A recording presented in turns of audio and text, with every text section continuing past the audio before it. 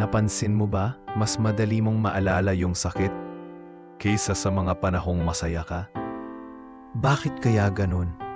Parang yung mga masasakit na alaala, ayaw tayong bitawan. Minsan kahit okay ka na, isang memory lang, at balik ka na sa sakit na akala mo nalimutan mo na. Parang mas may bigat ang lungkot kaysa sa saya.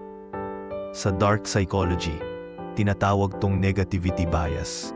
Yung utak natin, mas mabilis kumapit sa sakit. Kasi para sa kanya, ang sakit ay babala, habang ang saya ay pansamantala lang. Kaya kahit isang beses ka lang nasaktan, parang paulit-ulit mo yung nararamdaman. Ang masakit, minsan hindi na yung tao ang nakakasakit sa'yo, kundi yung mga alaala na patuloy mong binabalikan. At habang hawak mo yung sakit, hindi ka rin tuluyang gumagaling.